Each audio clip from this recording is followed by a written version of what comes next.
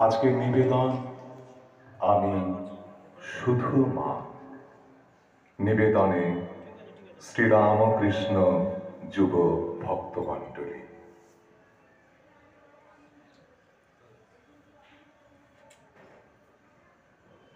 স্বয়ং মহাশক্তি আদ্যা দেবী আবির্ভূত হয়েছিলেন আর্তমানবের কল্যাণের জন্য এই ধরণীর ধুলিতে।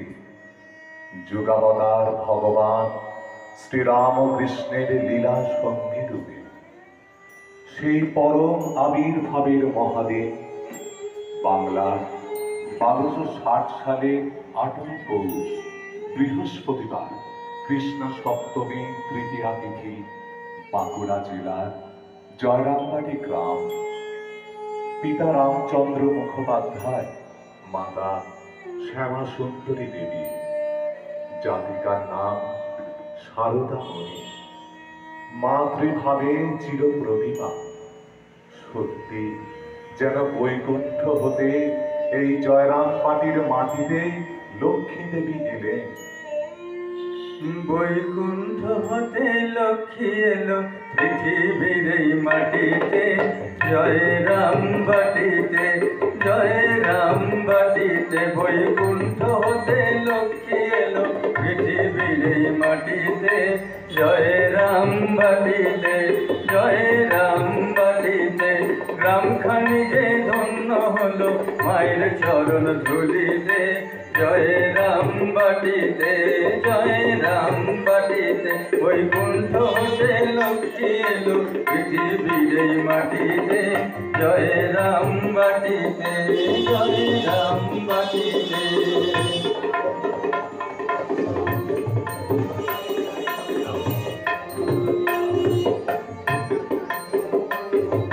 বারো শোষা টাটুই পৌষ মায়ের আবির্ভাব, মায়ের রে দূর করিতে সীতাপ শোকতাপ গো, সীতাপ শোকতাপ। বারো শোষা টাটুই পৌষ মায়ের আবির্ভাব, মায়ের রে দূর করিতে সীতাপ শোকতাপ গো, সীতাপ শোকতাপ। দুঃখীর ঘরে জন্ম নিল ভক্ত জন তরাতে, জয় রাম বাটিতে, জয় রাম বাটিতে। বৈকুণ্ঠ বাটিতে, জয় রাম বাটিতে, জয় রাম বাটিতে, জয় রাম বাটিতে, জয় রাম বাটিতে, জয় রাম। ছোট বালিকাটি বাবা মায়ের নয়ন মনে, তাকে দেখে সকলে চোখ জুড়িয়ে যায়। ক্রমে তার বিবাহে শঙ্খ বেজে ওঠে। বিয়ে হবে 24 বছরের পরিণত যুবকের সাথে। যুবকের নাম গদাধর চট্টোপাধ্যায়। বালিকা বয়স থেকে সারদা পরম করুণাময়ী। কারো কণ্ঠ দেখলে স্থির থাকতে পারে না। তখন সবে 11তে পা দিয়েছেন সারদা। কি ভয়ঙ্কর দুর্ভিক্ষ এলো দেশে। পিতা রামচন্দ্র এমন কিছু ধনী লোক ছিলেন না। দয়া মায়া ভরা হৃদয় ছিল। বাড়িতে মড়াই ভরা ধান ছিল। সেই ধান ভাঙিয়ে চাল করে ও তার সাথে ডাল সহযোগে ক্ষুধার্তদের সেবায় হাঁড়ি হাঁড়ি খিচুড়ি করে বিলিয়েছিলেন। আগুন গরম খিচুড়ি জুড়োতে তস সইছেন না কারণ। হঠাৎ বালিকা সারদা একটা তালপাতার হাত পাতা নিয়ে ছুটে যায় তাদের কাছে। বাতাস করে গরম খিচুড়ি ঠান্ডা করে তাদের খাবার সুবিধা করে দিল। সন্তানদের কষ্টের প্রতিকার করলেন এবং প্রমাণ করে দিলেন তিনি জননী আমার, হেলে মা করুণা করিতে, করুণা বাধার জননী আমার,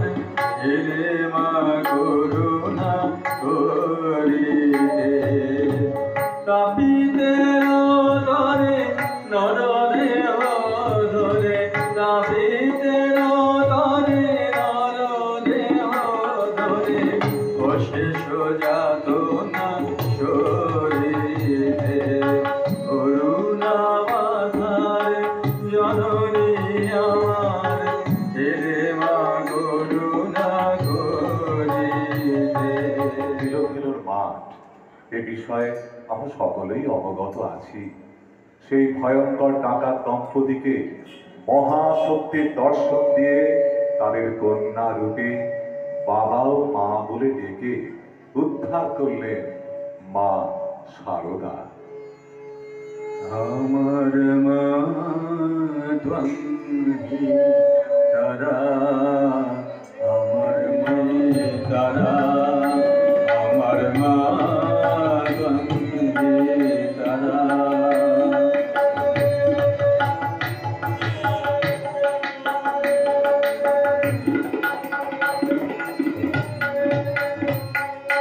তুমি জানে তুমি স্থলে তুমি আত্মমূলে তুমি জানে তুমি স্থলে তুমি আত্মমূলে আছো সর্বঘরে অর্ঘ্যপুটে সর্বঘরে অর্ঘ্যপুটে সাকার আকার নিরাকার আমার মা বন্দে তারা, আমার মা বন্দে। স্বয়ং জগদ্ধাত্রী জগদীশ্বরী আচণ্ডালে উদ্ধার করতে বিশ্বের জননী দারিদ্র মোচনে ভিখারিণী রূপ ধরে আবির্ভূত হয়েছে।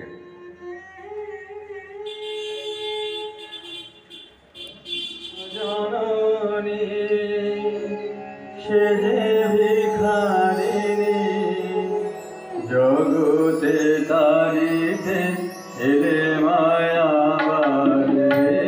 জননী সে যে ভিখারিণী জগতে তারিতে এলে মায়া আতা সকতি দৈন মূরতি আতা সকতি দৈন মূরতি এড়িয়ে চিনিবে হেন সাধকার বিশ্ব জননী সে যে ভিখারিণী জগতে তারিতে এলে মায়া।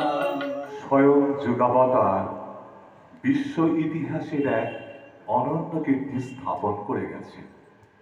নিজ সহধর্মিণী সারদা দেবীকে আমাদের মাতা ঠাকুরানীকে ফলহারিণী কালী পুজোর দিন রাত্রিতে আনুষ্ঠানিকভাবে পূজা করেছে জগৎ মাতা রূপে। তাকে প্রতিষ্ঠা করেছেন শ্রী শ্রী মা রূপে। দেবী শক্তি যেখানে মাতৃশক্তির সঙ্গে সম্মিলিত হয়ে গেছে, সেই ফলহারিণী অমাবস্যায় নিজের সাধন সিদ্ধির ফল ও জপের মালা অর্পণ করেছেন সারদার পদতলে। স্বয়ং ষোড়শী রূপে পূজা করলেন তার সহধর্মিণীকে এবং প্রণাম করে মন্ত্র উচ্চারণ করলেন সর্বমঙ্গল মঙ্গলে শিবে সর্বার্থ সাধিকে শরণ্যে ত্রম্বকে গৌরী নারায়ণী নমস্তুতে জয় নারায়ণী নমস্তুতে জয় নারায়ণী নমস্তুতে। শ্রী শ্রী মা বিরাট বিরহ যন্ত্রণায় কাতর হয়ে পড়েছিলেন। কিসে সেই যন্ত্রণায় উপশম হবে তা জানতেন না। তীর্থে তীর্থে ভ্রমণ করলেন, পরে পঞ্চতপান করলেন।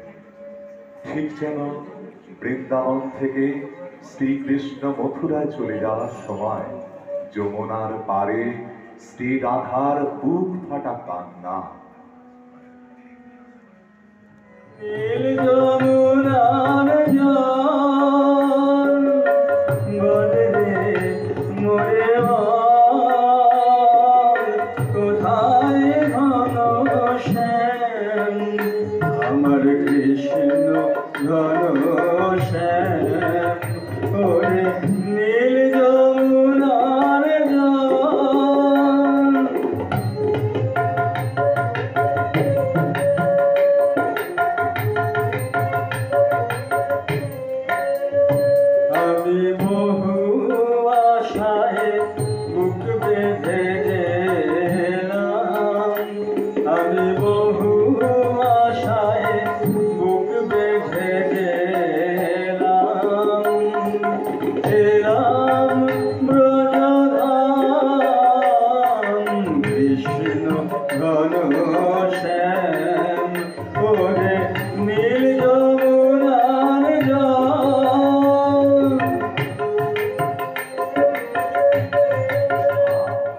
বেলুড়ে গঙ্গার ধারে নীলাম্বর বাবুর বাড়িতে বারান্দায় বসে আছে।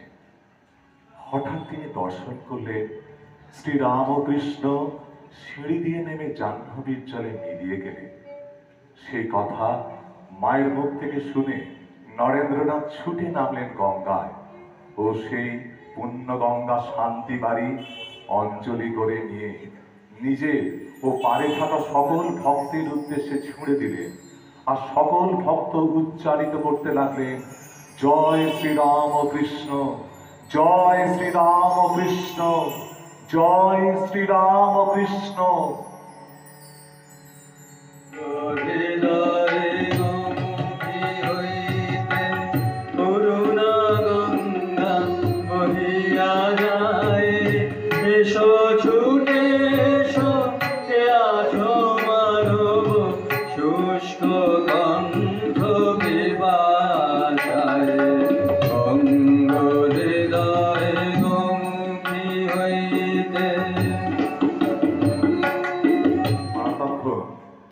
বাগবাজারের বাড়িতে এক মাতাল থিয়েটার শিল্পী রোজ বাড়িতে ফেরার পথে জানলা থেকে মায়ের দর্শন করে যান। একদিন সেই মাতাল ফেরার সময় ঠিক একই রকম ভাবে বাগবাজারের বাড়ির তলা থেকে মা মা বলে ডাকলেও মা জানলা খোলেন না। সেই মাতালের নাম বিনোদ বিহারী সোম। সবাই তাকে বলে পদ্ম বিনোদ। সেই পদ্ম বিনোদের ডাকে ঘুম থেকে উঠে পাশে জানলা খুলে স্বামী শারদানন্দ মহারাজ তাকে ফিরে যেতে বলেন। শরৎ মহারাজের কথায় সেই মাতাল হাউ হাউ করে কাঁদতে কাঁদতে মিনতি করে যেন সে একটিবার মায়ের দর্শন পান। মাকে না দেখলে পদ্ম বিনোদের হৃদয় শান্ত পায় না। কিন্তু তবু শারদানন্দ তাকে ফিরে যেতে বললে। মায়ের দর্শন পাবে না এই ভেবে মনের যন্ত্রণায় রাস্তায় গড়াগড়ি দেন আর মা মা বলে কাঁদতে থাকেন। অবশেষে সেই বিখ্যাত গানটি তিনি রচনা করে গাইলেন এবং সন্তানের এই ব্যাকুলতা দেখে, কষ্ট দেখে ওই গান শুনে জানলা খুলে দর্শন দিয়ে সেই মাতাল পদ্ম বিনোদকে শান্ত করলেন। সেই বিখ্যাত গান যা শুনে ভক্তকে দর্শন দিতে বাধ্য হন শ্রীমা। উঠো করুণাময়ী হলো গো কুটির আধারে ফেরিতে নারী হৃদে কাঁপে অনিবার। মা জগদ্ধাত্রী, মা অন্নপূর্ণা, মা লক্ষ্মী, তিনি সারদা হয়ে এসেছে। সারদার তো অন্য কোনো অস্ত্র নেই, কারণ এ যুগের যারা অসুর তারা তো ঢাল তলোয়ার নিয়ে আসে না। এ যুগের অসুর আসে আমাদের হৃদয়ের মধ্যে। কাম, ক্রোধ, মদ, মোহ, মাৎসর্য, লোভ, হিংসা, দেশ, এই নিয়ে তারা আসে। সেই অসুরদের বধ করবার জন্য মাকে অন্য কোনো অস্ত্র আনতে হয় না। এই যুগের যিনি ভগবতী, এই যুগের যিনি জগদ্ধাত্রী, এই যুগের যিনি সারদা, শ্রী সারদা, তার অস্ত্র কি? কৃপা। তার অস্ত্র করুণা, তার অস্ত্র স্নেহ, তার অস্ত্র মমতা। সর্বোপরি তার অস্ত্র মাতৃত্ব। যে মাতৃত্বের স্নেহ সুধায় আপ্লুত করে, সন্তানের দোষ, সমস্ত ত্রুটি তার থেকে রক্ষা করার জন্য মা দুটি পা মেলে বসে আছে। কি জয়, জয় শ্রী স্বামীজি মহারাজ জি কি জয়। শেষ হলো আমি শুধু মা নিবেদনে শ্রীরামকৃষ্ণ যুব ভক্ত মণ্ডলী।